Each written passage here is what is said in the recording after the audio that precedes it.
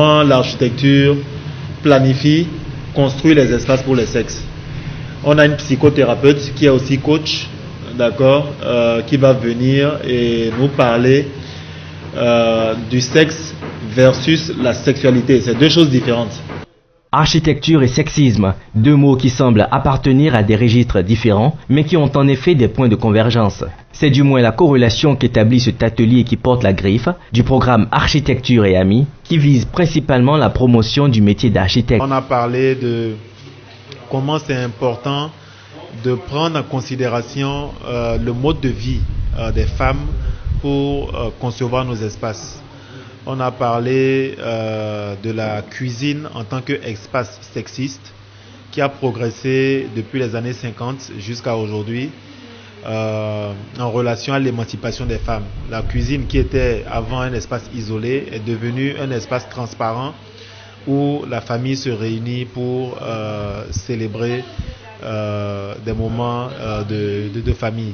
On a touché un peu à tout, on a touché à l'architecture individuellement, à la sexualité individuellement et à la connexion que les deux ont. J'ai trouvé que effectivement, en matière de sexisme et d'architecture, il y a des habitudes qui ont été, disons, culturellement et culturellement données.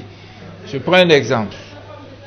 Dans une maison, l'élément cuisine, de façon historique ou culturelle, ça permet d'étiqueter le sexe féminin. Parce qu'on se dit, c'est la femme, dans les temps anciens bien sûr, qui doit être faite pour la cuisine, pour jouer son rôle principal, maison à la cuisine.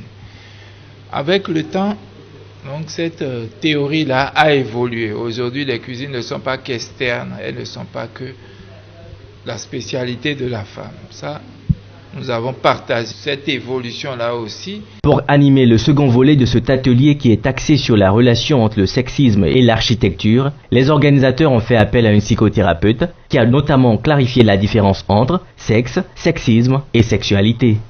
On a fait un atelier sur architecture et sexe et on a parlé de tout. On a parlé de l'architecture, on a parlé du sexisme, mais également sous le terme sexe et sexualité. Où on a fait une différence entre le sexe et la sexualité. On a également dit que pour avoir une vie sexuelle épanouie, cela doit être planifié. Beaucoup de personnes prennent du temps pour rêver de leur maison. Ils prennent des années, 5 ans, 10 ans, 15 ans de leur vie pour planifier comment serait leur maison de rêve. Mais combien en réalité prennent le temps, ne serait-ce que 5 minutes, 10 minutes ou 1 heure de temps pour s'asseoir et planifier sa vie, planifier sa sexualité. Je pense qu'il est très important, si on se confie à des architectes pour construire notre maison de rêve, ils mettent de leur temps, de leurs énergies, de l'amour pour faire votre plan de vie. S'ils mettent tout ce temps pour bâtir, pour faire la fondation, c'est qu'on doit aussi répercuter cela dans notre vie de couple, dans notre plan de vie. Cet atelier de formation intitulé Architecture et sexe avait ainsi pour objectif d'éduquer les participants sur l'impact que peut avoir l'architecture sur le sexisme et la nécessité de l'intégrer désormais dans notre vie quotidienne.